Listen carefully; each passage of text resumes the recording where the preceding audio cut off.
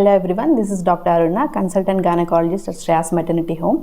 Usually ಗ್ರಹಣ ಟೈಮಲ್ಲಿ pregnant women ಆಚೆ ಹೋಗಬಾರದು, ಹೋದರೆ ಬೇಬಿಗೆ ಹಾರ್ಮ್ ಆಗುತ್ತೆ, ತಾಯಿಗೆ ಹಾರ್ಮ್ ಆಗುತ್ತೆ ಅಂತ ದೊಡ್ಡವರು ಹೇಳ್ತಿರ್ತಾರಲ್ವ. ಅದೆಷ್ಟುವರೆಗೂ ನಿಜ ಅನ್ನೋದು ಈ ವಿಡಿಯೋದಲ್ಲಿ ಡಿಸ್ಕಸ್ ಮಾಡ್ತೀನಿ.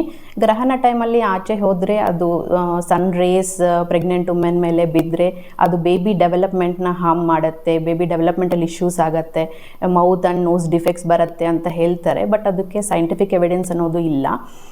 ಬಟ್ ಡೈರೆಕ್ಟ್ ನೇಕಡ್ ಐಯಿಂದ ಎಕ್ಲಿಪ್ಸ್ ಟೈಮಲ್ಲಿ ನೋಡಬಾರದು.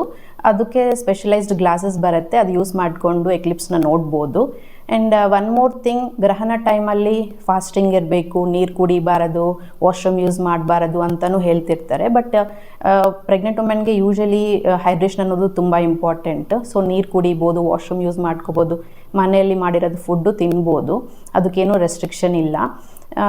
ನೆಸೆಸಿಟಿ ಇದ್ದರೆ ಔಟ್ಸೈಡ್ ಹೋಗ್ಬೋದು, ಇಲ್ಲಾಂದರೆ ನಾರ್ಮಲ್ ರೊಟೀನ್ ಏನೇನು ಮಾಡ್ಕೊತೀರೋ ಅದೆಲ್ಲ ಮಾಡ್ಕೋಬೋದು. Thank you.